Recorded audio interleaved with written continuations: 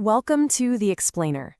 Today, we're jumping into a skill that's part mechanical puzzle, part practical art, and, let's be honest, completely fascinating: lockpicking. We're going to look right past all those Hollywood stereotypes and get to the heart of what this is really all about. Okay, so I know exactly what you're thinking, because it's the first question on everybody's mind, right? It's that big, blinking question mark put there by decades of movies showing some spy in a tuxedo clicking open a vault. Yeah, in popular culture, lockpicking is almost always shown as a tool for crime. It's got this really negative reputation. But what if I told you that's pretty much a myth, and that for thousands of people, owning and using these tools is a totally legitimate, legal, and really engaging hobby?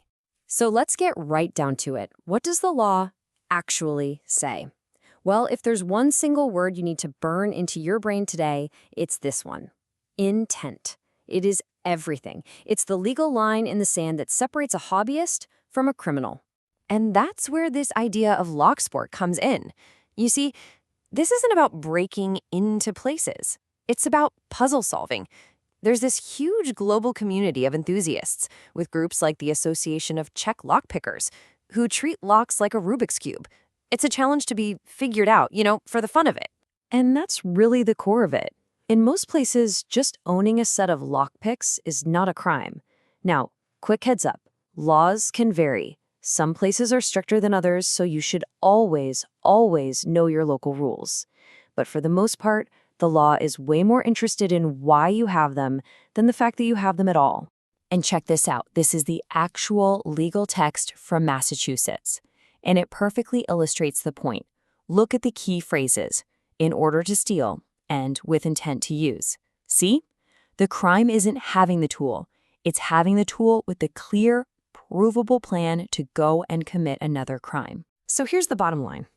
The very same set of metal picks can be totally legal for a hobbyist practicing at home or for a locksmith on a job, but those exact same tools become illegal burglary instruments for someone caught trying to jimmy a back door at 2 in the morning.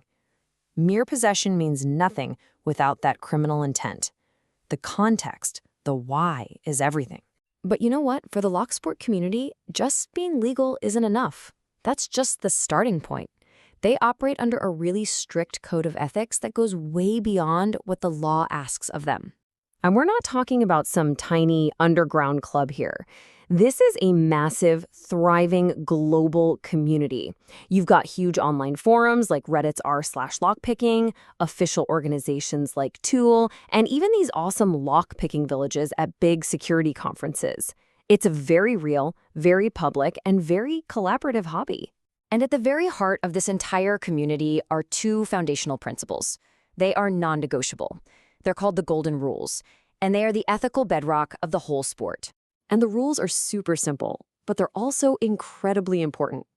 Rule 1 is just common sense, right? If it's not your lock, don't touch it, period. But Rule 2 is just as crucial. Never pick a lock that you actually rely on. So don't practice on your own front door. Why? Well, because you might accidentally break it, and then you've got a real problem. These rules keep the hobby safe and in the world of ethical puzzle solving. Okay, so this all leads us to the final big idea here. The tools themselves are totally neutral. A lockpick is just a piece of metal. It's the person holding it who decides what it's for. This quote from the security expert Deviant Ollam just says it all. Think about it. Is a chef's knife a weapon or a cooking tool? Well, it depends entirely on whether it's in the hands of a chef or a criminal. It's the exact same logic for lockpicks. The user, not the tool, defines the purpose. And the range of legitimate users is actually really broad. You have professional locksmiths who train with groups like ALOA, using these tools every day to help people get into their homes without drilling the lock. You've got the lock sport hobbyists competing to see who can solve a puzzle the fastest. And then you have security pros who use these skills to find weaknesses in locks, helping make them safer for all of us. So, after looking at the law, the community ethics, and all the real-world uses, what's the big picture? What's the final verdict on lockpicking? It all comes down to this one simple truth. It's not about what is in your hand, it's about why it's in your hand. In the eyes of the law, and according to the code of the community, your purpose, your intent, is the only thing that really matters. So, a lockpick, what is it? Is it the key to a fascinating puzzle, a tool for a skilled profession, or an instrument of a threat?